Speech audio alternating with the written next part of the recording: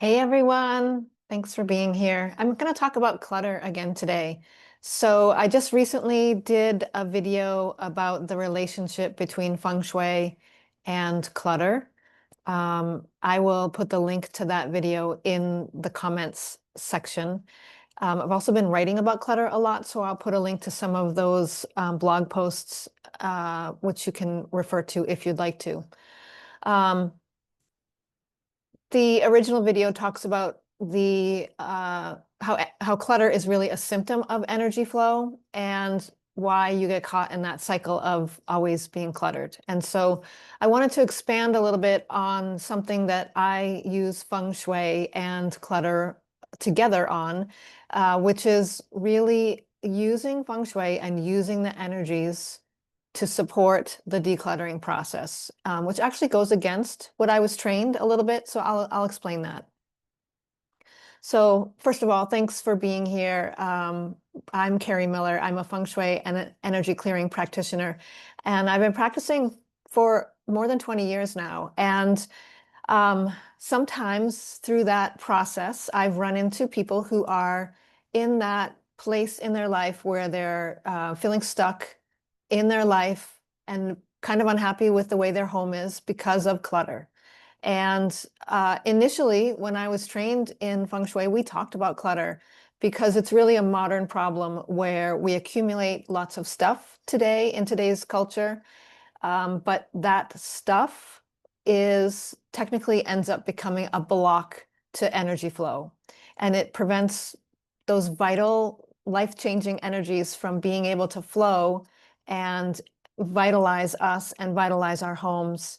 And when I was in my training, we were basically taught that you need to declutter first, or whatever feng shui that you do is not going to work. Like whatever you put in place, it's not going to help because feng shui is about getting energy to flow. And often it's getting energy to flow in a very strategic way. Either we're telling it where we want it to flow, or we want to tell it how to flow. So we are using feng shui cures and corrections to adjust that. But if there's clutter in the way, it can't flow anyway. So it's kind of the two things are working against each other. And so for many years, I would talk to people who were interested in feng shui, who, were admittedly saying, I have a lot of clutter, and that's what the problem is. And I would defer them. I would say, you know what, you take care of the clutter first, come back and talk to me about the feng shui part of it, because I think feng shui is definitely going to benefit you. But if we put feng shui in place, I kind of gave them the spiel that I was given when I was trained, and that was, come back later, do the feng shui, do the decluttering first, because that will get the energy able to move, and then we can work on directing the energy how we want it to go for you, for your benefit. And I would send them on their merry way. And I would check in with them every once in a while, and every time the conversation was still decluttering, still working. I can't wait to have you come into my house, but I'm still working on decluttering. And, I've been in this business for a long time. And so I know that it's like a years long process where people are just caught in that clutter battle. It's really just a struggle where, you do a bunch of decluttering and then a bunch more accumulates. And also, if you refer back to the last video I did on this, I talk about how that clutter is a symptom of the energy flow. Like it's happening oftentimes because the energy isn't flowing. And so I started to just kind of play with other options rather than sending people off to declutter hopelessly. I started working with let's work together. Let's do a little bit of combination decluttering and putting some feng shui in place to support that decluttering process. And I found that it really, really, truly made a difference for the people that were working on it. So, for example, what I have found over the years is that there's three main ways that we can use feng shui to support the decluttering process and start to create really positive shifts in your decluttering process itself, and in your home and in your life and in the outcomes that you're attracting in your life while you are in that decluttering process. So number one, in a feng shui assessment, I'm walking through and I'm looking at where clutter's collecting. And I'm also hearing what you're saying about what you're struggling with in life. And that gives a whole bunch of clues about where the actual energetic block is, what's truly going on. And so I can see what's going on in the house and I can hear what the challenges are in the house.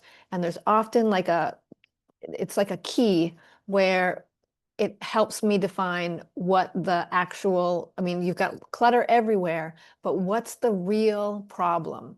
Like a lot of times people will be decluttering and decluttering and decluttering, but they're actually decluttering around the actual energetic block, around the thing that really does need to be addressed, around the clutter that needs to be addressed.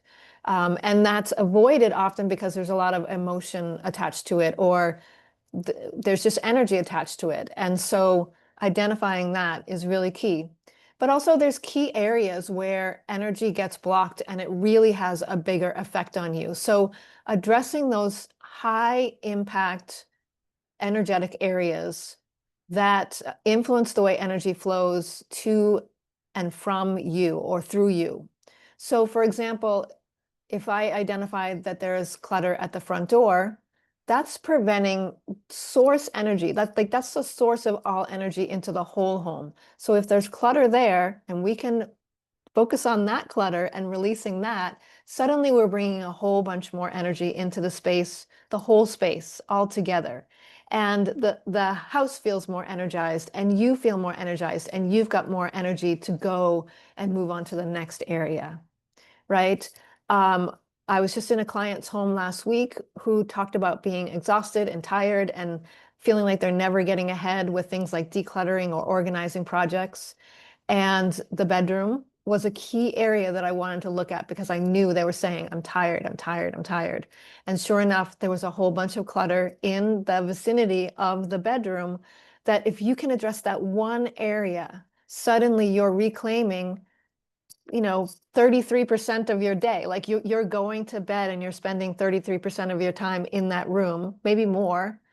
And if the energy of that room is off and it's unsettled and you're not able to rest deeply, which it's hard to do when subconsciously there's a whole bunch of clutter nearby that's kind of yelling at you and saying, you should be dealing with me, right? If we can take care of that, then you're reclaiming a whole bunch of energy. And then you have more energy to go and finish your day and do the things that you need to do, and also tackle some of those other feng shui projects or energy or decluttering projects that you have to take care of. So it's about being really strategic, energetically, like where the energy is getting stuck and where we can target, knowing a bit about energy flow and how it's impacting you and how it's getting stuck in the house and how that's impacting you, and targeting so that you can put your energy into those high impact areas and get a whole bunch of benefit back from it. So instead of kind of spreading yourself out through decluttering all the different places of the house, we can identify that one area that will really, once it's decluttered, will really affect the energy of the house in the best possible way and affect your energy in the best possible way. And then you've kind of given, you've fed the bank, right? You've put a deposit into the bank by doing that work in that one spot. And we can use that energy then to move on to the next area. So that's one of the ways that I use feng shui to support this decluttering process, is to get really targeted and look for the high impact areas that are going to have the biggest energy bang for the buck, right? So using that knowledge of feng shui to identify that spot where some decluttering will be the most impactful in energizing you and in shifting what you have to give to continue with your decluttering process. The other thing is that I find it's really helpful to sometimes place some feng shui cures in a really cluttered area to kind of call energy to that area. Even though it can't flow, it can't move because of the clutter, what it can do is amplify the energy of that area. And what we're doing is it's almost like it's almost like calling your attention to it, right? So you are ignoring that room at the end of the hallway where everything collects, the space where you open the door, you drop everything, you close the door, and you run as fast as you can away from it, right? That space that nobody wants to go to, where all the clutter collects. We can use some feng shui tricks to activate the energy in that room so it almost acts like a magnet that calls you to that space to look at and to focus on and to do some decluttering. So we can do some feng shui shifts in that space that make it a little bit more pleasing to go in and spend some time in so that you will do the thing that you need to do while you're in there, right? But first we make it comfortable and activated.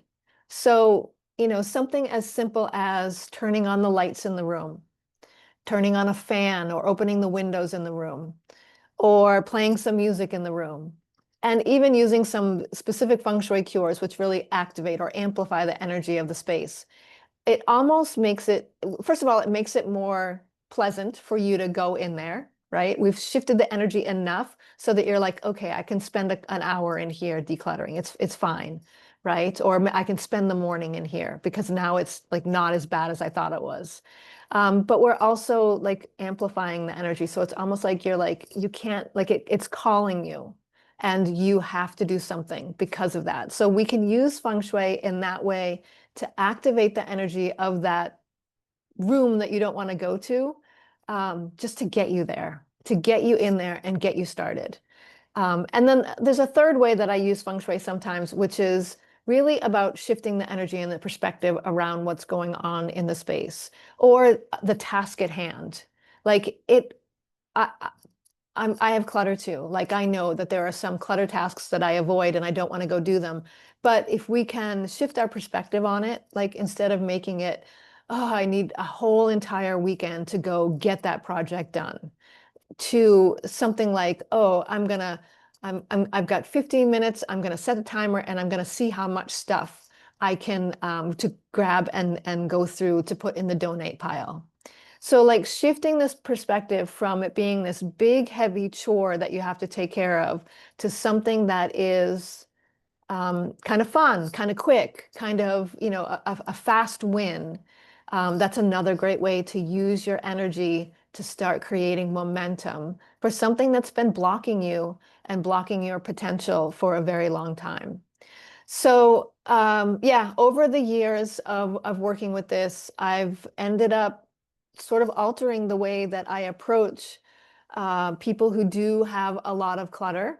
And rather than deferring them and saying, go do your decluttering and then come back and we'll do some feng shui, I've really talked about let's work together to get some energy moving so that you can start decluttering and be energized by that practice instead of drained and depleted by it. And then ultimately we can really get the space clear and start to put some feng shui adjustments and cures in place that help to keep the space clear. Because again, that clutter is a symptom of energy flow. And when it's collecting over and over again, it's usually a sure sign that energy is stuck in that part of the home or within you in that part of your life. And we can start to create a shift in that. And that shift changes outcomes. The reason why it pains me so much to see people put off the feng shui part of the process is that your outcomes in life are what they are because of the situation that you are in right now. And if we can change that situation, you can change the outcomes. And that's what we do with feng shui. We're changing the way the energy flows and the energy supports you so that you can attract a different outcome in life, a better outcome in life. You can feel less trapped by your space and less weighed down by the things you have. And we can have energy that's flowing and moving and supporting you so that you're not feeling tired and exhausted and drained by your space. Like think of that one change. Like if you take care of the clutter that's in your bedroom and then you're sleeping better and then you have a whole bunch more energy, right? So with that extra energy, you can change the world. Like you can change your life potential and you can change the world. So I really want you to get that energy back. And Feng Shui is one of the really key ways that we can do that. And even if you have clutter, you can use Feng Shui to activate the energies and use the energies so they're working with you in that process of defining what is helpful and useful in your life and letting go of those things that are not.